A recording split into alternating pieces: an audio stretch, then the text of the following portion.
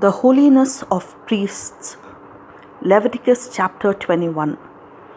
The Lord commanded Moses to say to the Aaronite priests, "No priest is to make himself ritually unclean by taking part in the funeral ceremonies when a relative dies, unless it is his mother, father, son, daughter, brother, or unmarried sister living in his house.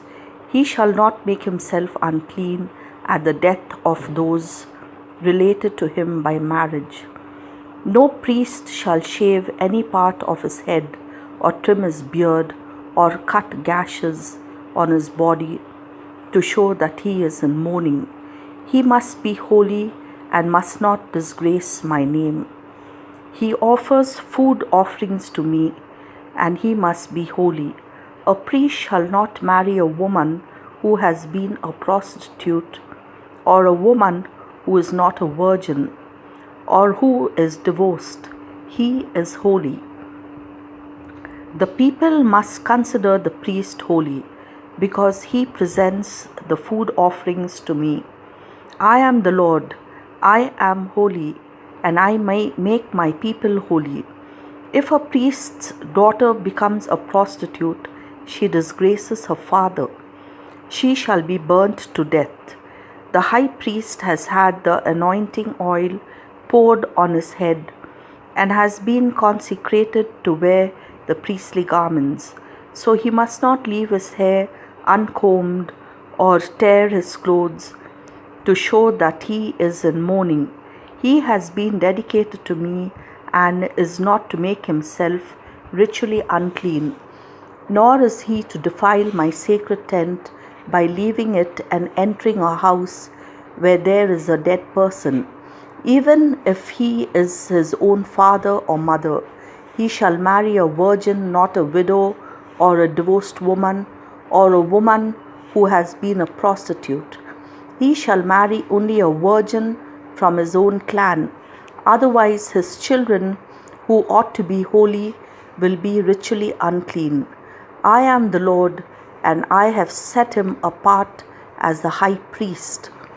The Lord commanded Moses to say to Aaron, "None of your descendants who has any physical defect may present the food offering to me.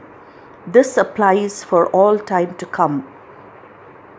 No man with any physical defect may make the offering. No one who is blind, lame, disfigured, or deformed, no one with a crippled hand or foot, no one who is a hunchback or a dwarf, no one with any eye or skin disease, and no eunuch, no descendant of Aaron the priest who has any physical defect may present the food offering to me. Such a man may eat the food offered to me, but both the holy food offering and the very holy food offering. But because he has a physical defect, he shall not come near the sacred curtain or approach the altar. He must not profane these holy things, because I am the Lord, and I make them holy." This then is what Moses said to Aaron, the sons of Aaron, and to all the people of Israel. The holiness of the offerings. The Lord commanded Moses to say to Aaron and his sons, "You must not bring disgrace on my holy name, so treat with respect the sacred offerings that the people of Israel dedicate to me. I am the Lord. If any of your descendants, while he is ritually unclean, comes near the sacred offerings which the people of Israel have dedicated to me, he can never again serve at the altar. This applies for all time to come. I am the Lord. None of the descendants of Aaron who has a dreaded skin disease or a discharge may eat any of the sacred offerings until he is ritually clean. Any priest is unclean if he touches anything which is unclean through contact with a corpse, or if he has an emission of semen or if he has touched an unclean animal or person. Any priest who becomes unclean remains unclean until evening. And even if he may not eat any of the sacred offerings until he has had a bath, after the sun sets he is clean, and then he may eat the sacred offerings, which are his food. He shall not eat the meat of any animal that has died a natural death or has been killed by wild animals. It will make him unclean. I am the Lord. All the priests shall observe the regulations that I have given, otherwise they will be guilty and die, because they have disobeyed the sacred regulations. I am the Lord, and I make them holy. Only a member of a priestly family may eat any of the sacred offerings. No one else may eat them, not even someone staying with a priest or hired by him, but a priest's slave, both with his own money or born in his home, may eat the food the priest receives. A priest's daughter who marries someone who is not a priest may not eat any of the sacred offerings. But a widowed or a divorced daughter who has no children and who has returned to live with in her father's house as a dependent may eat the food her father receives as a priest. Only a member of a priestly family may eat any of it. If any person who is not a member of a priestly family eats any of the sacred offerings without intending to, he must repay the priests its full value plus an additional 20%. The priest shall not profane the sacred offerings by letting any unauthorized person eat them. This would bring guilt and punishment on such a person. I am the Lord, and I make the offerings holy. The Lord commanded Moses to give Aaron and his son and all the people of Israel the following regulations. When any Israelite or a foreigner living in Israel presents a burnt offering, whether in fulfillment of a vow or as a farewell offering, the animal must not have any defects. To be accepted, it must be a male without any defects. If you offer any animal that has any defect, the Lord will not accept it.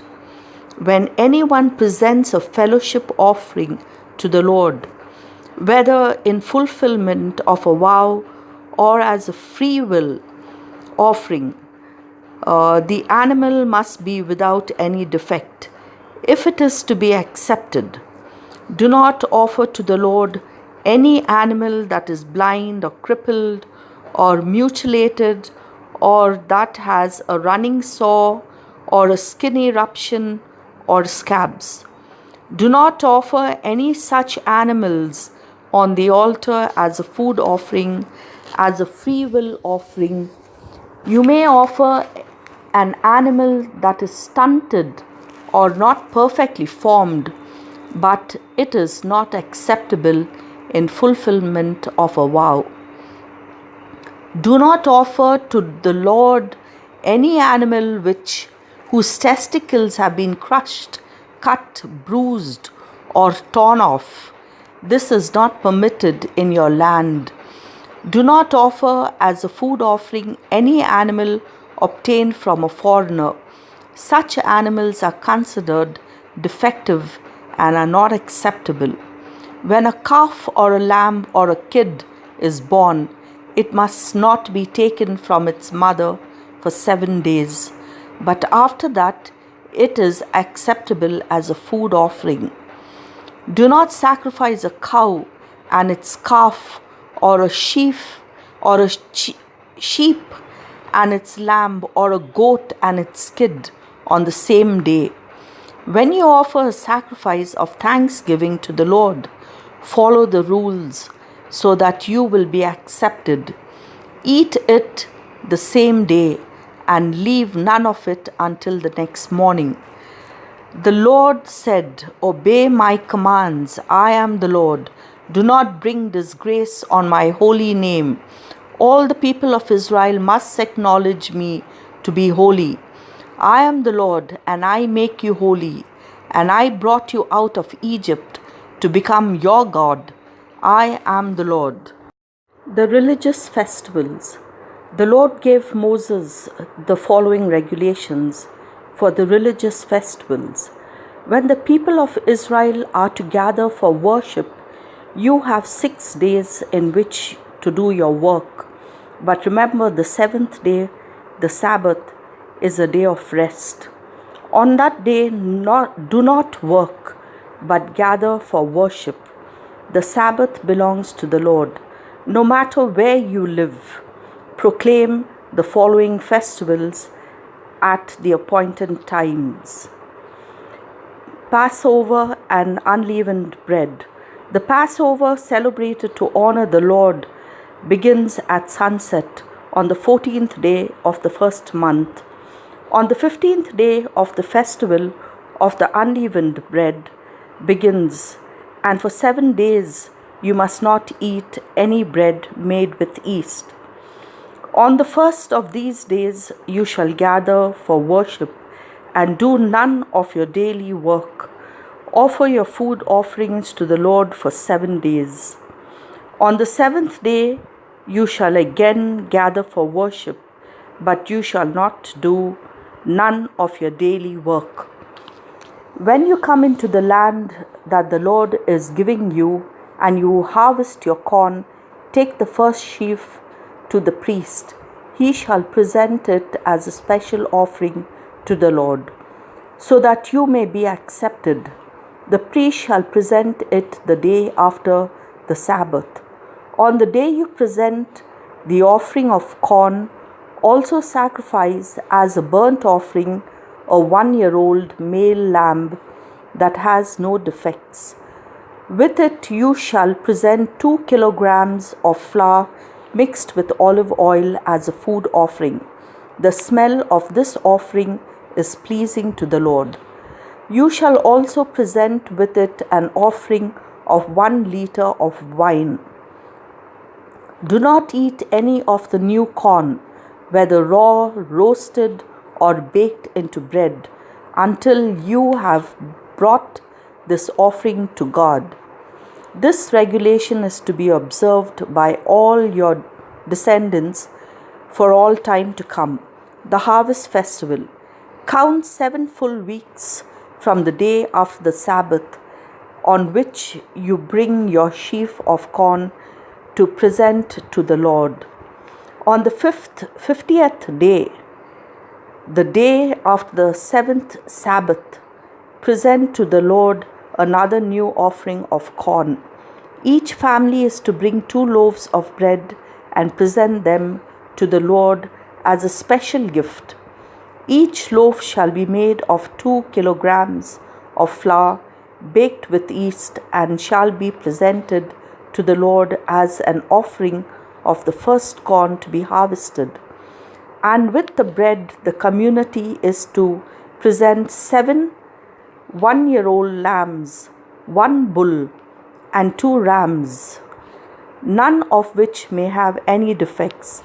They shall be offered as a burnt offering to the Lord, together with a grain offering and a wine offering. The smell of this offering is pleasing to the Lord. Also offer 1 male goat as a sin offering, and 2 1-year-old male lambs as a fellowship offering. The priest shall present the bread with 2 lambs as a special gift to the Lord for the priests. These offerings are holy. On that day, do none of your daily work, but gather for worship. Your descendants are to observe this regulation for all time to come, no matter where they live. When you harvest your fields, do not cut the corn at the edges of the fields, and do not go back to cut the ears of the corn that were left. Leave them for the poor people and foreigners, the Lord is your God. The New Year Festival. On the first day of the 7th month, observe a special day of rest and come together for worship. When the trumpets sound, present a food offering to the Lord and do none of your daily work. The Day of Atonement, the 10th day of the 7th month, is the day when the annual ritual is to be performed to take away the sins of the people. On that day, do not eat anything at all. Come together for worship and present a food offering to the Lord. Do not work on that day, because it is the day for performing the ritual to take away sin. Anyone who eats anything on that day will no longer be considered one of God's people. And if anyone does any work on that day, the Lord Himself will put him to death. This regulation applies to all your descendants, no matter where they live. From sunset on the 9th day of the month to sunset on the 10th, observe this day as a special day of rest, during which nothing may be eaten. The festivals of shelters. The festival of shelters begins on the 15th day of the 7th month and continues for 7 days. On the first day of these days, come together for worship and do none of your daily work. Each day for 7 days you shall present a food offering. On the 8th day, come together again for worship and present a food offering. It is a day for worship, and you shall not do work. These are the religious festivals on which you honor the Lord by gathering together for worship and presenting food offerings, burnt offerings, grain offerings, sacrifices, and wine offerings as required day by day. These festivals are in addition to the regular Sabbaths, and these offerings are in addition to your regular gifts. Your offerings in fulfillment are vows and your free-will offerings that you give to the Lord. When you have harvested your fields, celebrate this festival for 7 days, beginning on the 15th day of the 7th month. The first day shall be a special day of rest. On that day, take some of the best fruit from your trees. Take palm branches and the branches of leafy trees and begin a religious festival to honor the Lord your God. Celebrate it for 7 days. This regulation is to be kept by your descendants for all time to come. All the people of Israel shall live in shelters for 7 days, so that your descendants may know that the Lord made the people of Israel live in simple shelters when He led them out of Egypt. He is the Lord your God. So, in this way, Moses gave the people of Israel the regulations for observing the religious festivals to honor the Lord. Taking care of lamps. The Lord told Moses to give the following orders to the people of Israel. Bring pure olive oil for the finest quality for the lamps in the tent, so that a light may be kept burning regularly. Each evening Aaron shall light them and keep them burning until morning. There in the Lord's presence, outside the curtain in front of the covenant box, which is the most holy place, this regulation is to be observed from all time to come. Aaron shall take the care of the lamps on the lampstand of pure gold, and must see that they burn regularly in the Lord's presence. Then the bread offered to God. Take 12 kilograms of flour and bake 12 loaves of bread. Put the loaves in 2 rows, 6 in each row, on the table covered with pure gold, which is in the Lord's presence. Put some pure incense on each row as a token food offering to the Lord to take the place of the bread. Every Sabbath, for all time to come, the bread must be placed in the presence of the Lord. This is Israel's duty forever. The bread belongs to Aaron and his descendants, and they shall eat it in the holy place, because this is a very holy part of the food offered to the Lord for the priests. An example of just and fair punishment. There was a man whose father was an Egyptian and whose mother was an Israelite named Shelomith, the daughter of Dibri, from the tribe of Dan. There in the camp, this man quarreled with an Israelite. During the quarrel, he cursed God. So they took him to Moses, put him under guard, and waited for the Lord to tell them what to do with him. The Lord said to Moses, "Take that man out of the camp. Everyone who heard him curse shall put his hands on the man's head to testify that he is guilty, and then the whole community shall stone him to death. Then tell the people of Israel that anyone who curses God must suffer the consequences and be put to death. Any Israelite or foreigner living in Israel who curses the Lord shall be stoned to death by the whole community. Anyone who commits murder shall be put to death, and anyone who kills an animal belonging to someone else must replace it. The principle is a life for a life. If anyone injures another person, whatever he has done shall be done to him. If he breaks a bone, one of his bones shall be broken. If he blinds him in one eye, one of his eyes shall be blinded. If he knocks out a tooth, one of his teeth shall be knocked out. Whatever injury he causes another person shall be done to him in return. Whoever kills an animal shall replace it, but whoever kills a man shall be put to death. This law applies to all of you, to Israelites and to foreigners living among you, because I am the Lord your God." When Moses had said this to the people of Israel, they took the man outside the camp and stoned him to death. In this way, the people of Israel did what the Lord had commanded Moses.